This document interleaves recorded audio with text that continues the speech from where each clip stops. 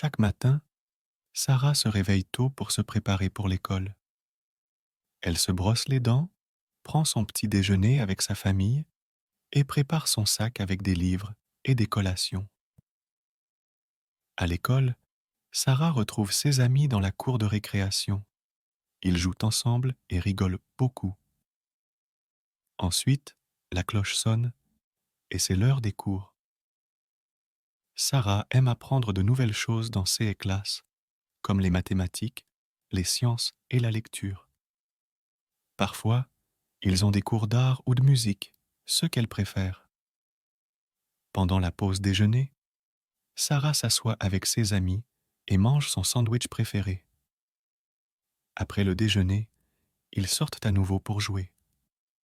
Quand la journée d'école se termine, Sarah se sent fatiguée mais heureuse. Elle rentre chez elle avec ses amis, discutant de leur journée. En rentrant chez elle, elle aide sa maman à préparer le dîner et lui raconte sa journée à l'école. Ensuite, elle fait ses devoirs avant le dîner. Le soir, Sarah passe du temps avec ses parents. Ils regardent la télévision ensemble ou jouent à des jeux de société. Avant d'aller au lit, Sarah lit une histoire avec ses parents et ils l'abordent. Sarah adore aller à l'école parce qu'elle apprend de nouvelles choses, joue avec ses amis et passe du temps avec sa famille.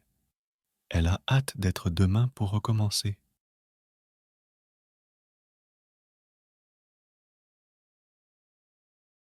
Les vacances d'été sont un moment très attendu par beaucoup de gens. C'est un moment où l'on peut se reposer, se détendre et passer du temps en famille ou entre amis. Pour beaucoup de gens, les vacances d'été signifient partir en voyage. Que ce soit à la mer, à la montagne ou à la campagne, il y a toujours de nombreuses possibilités pour passer de bonnes vacances. Certains choisissent de partir à l'étranger pour découvrir de nouveaux pays et de nouvelles cultures, tandis que d'autres préfèrent rester dans leur pays et explorer des régions qu'ils ne connaissent pas encore. Pendant les vacances, on peut faire de nombreuses activités amusantes. À la mer, on peut se baigner, bronzer sur la plage, faire du surf ou de la plongée sous-marine. À la montagne, on peut faire de la randonnée, du VTT ou simplement profiter de la nature. Et à la campagne, on peut faire du camping, de l'équitation ou visiter des fermes. Mais les vacances ne sont pas seulement faites d'activités. C'est aussi un moment pour se détendre et prendre du temps pour soi. On peut lire un bon livre, regarder des films, faire la sieste ou simplement flâner. Quoi qu'il en soit, les vacances d'été sont un moment privilégié pour se ressourcer et recharger les batteries avant de reprendre le travail ou l'école à la rentrée.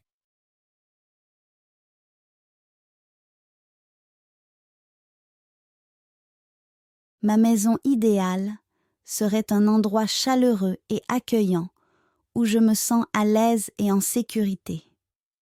Elle serait située dans un quartier calme, avec un jardin bien entretenu, rempli de fleurs colorées et d'arbres fruitiers. En entrant dans la maison, on serait accueilli par un grand salon lumineux et confortable. Il y aurait un canapé moelleux et des fauteuils douillets où l'on pourrait se détendre en lisant un livre ou en regardant la télévision. Une grande fenêtre donnerait sur le jardin, apportant beaucoup de lumière naturelle dans la pièce. La cuisine serait spacieuse et bien équipée, avec beaucoup d'espace de rangement et un îlot central où l'on pourrait préparer des repas en famille ou entre amis. Il y aurait une grande table à manger, où nous pourrions nous réunir pour partager des repas et des conversations. Ma maison idéale aurait aussi plusieurs chambres confortables, où chacun pourrait avoir son propre espace. Il y aurait une chambre principale avec un grand lit confortable et une salle de bain attenante, ainsi que des chambres d'enfants lumineuses et colorées. À l'extérieur, Il y aurait une terrasse couverte où l'on pourrait prendre des repas en plein air pendant les mois d'été. Il y aurait aussi une piscine où l'on pourrait se rafraîchir les jours chauds. En résumé, ma maison idéale serait un endroit où je me sens chez moi, entourée de mes proches et de tout ce dont j'ai besoin pour être heureux et épanoui.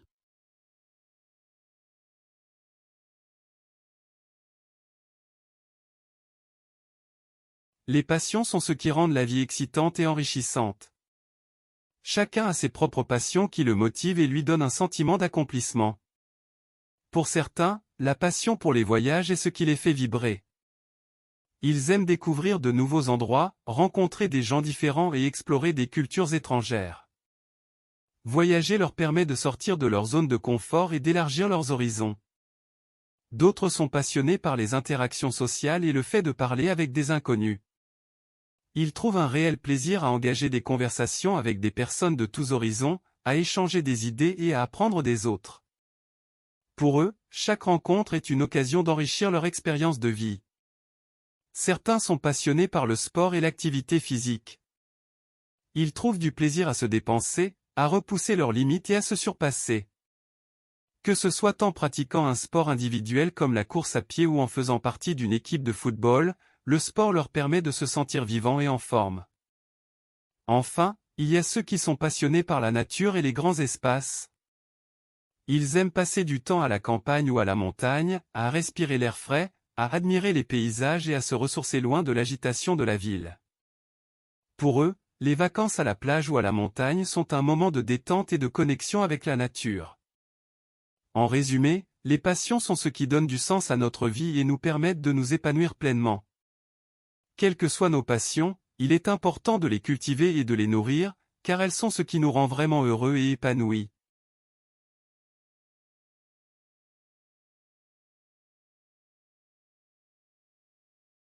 Mon enfance était comme un conte de fées, rempli de bonheur et de joie. Je me souviens encore des journées ensoleillées passées sur la plage, à construire des châteaux de sable avec mes amis et à nager dans les vagues de l'océan. Ces moments simples étaient les plus précieux pour moi, car ils étaient remplis de rires et d'aventures. Pendant les vacances d'été, ma famille et moi partions à la campagne, où nous louions une petite maison entourée de verdure. Je me rappelle avec émotion les balades dans les bois, les parties de cache-cache entre les arbres et les soirées autour du feu de camp. Ces moments de connexion avec la nature étaient magiques et m'ont permis de me sentir libre et vivant. À l'école, j'étais toujours enthousiaste à l'idée d'apprendre de nouvelles choses et de jouer avec mes camarades de classe. J'adorais les sciences et l'histoire, car elles me permettaient d'explorer le monde et d'imaginer des histoires incroyables. Chaque jour à l'école était une aventure, et j'aimais chaque instant passé avec mes amis et mes enseignants. Mais ce qui rendait vraiment mon enfance spéciale, c'était les moments passés en famille. Les dimanches après-midi étaient réservés aux promenades au parc, suivis de délicieux goûters à la maison. Les soirées étaient remplies de jeux de société, de rires et de complicité. Ces moments partagés avec ma famille restent gravés dans mon cœur pour toujours, et je suis reconnaissant d'avoir vécu une enfance aussi merveilleuse.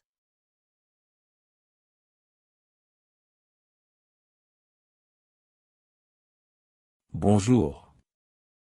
Je m'appelle Pierre. Je suis jardinier. J'adore mon métier. Chaque jour, je vais travailler dans de beaux jardins.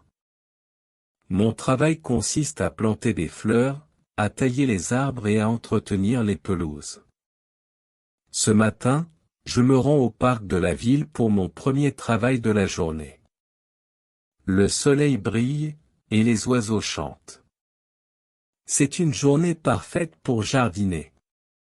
Je sors mes outils du coffre de ma camionnette et je me mets au travail. Je plante des roses rouges près du banc pour que les gens puissent les admirer en s'asseyant. Ensuite, je taille les buissons pour qu'ils restent bien en forme. Les enfants qui passent me regardent travailler avec curiosité.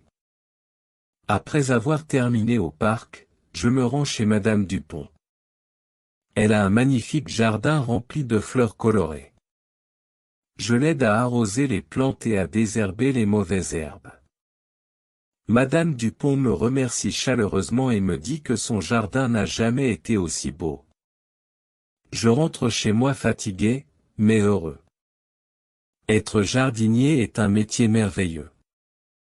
Je suis reconnaissant de pouvoir passer mes journées à rendre le monde plus beau avec mes mains.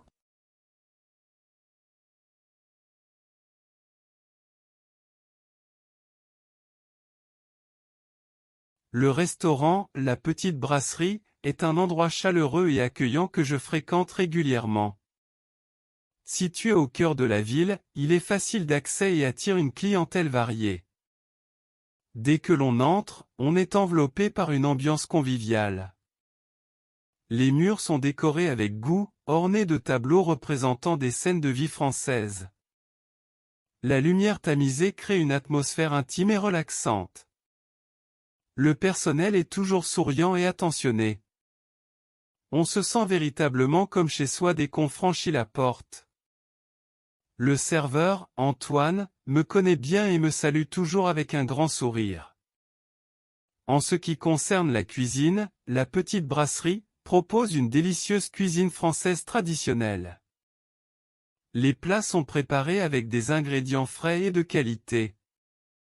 Le menu offre un large choix, des plats classiques comme le bœuf bourguignon aux créations du chef, toujours délicieuses. Ma table préférée se trouve près de la grande fenêtre donnant sur la rue animée. C'est l'endroit parfait pour observer les passants tout en dégustant mon repas.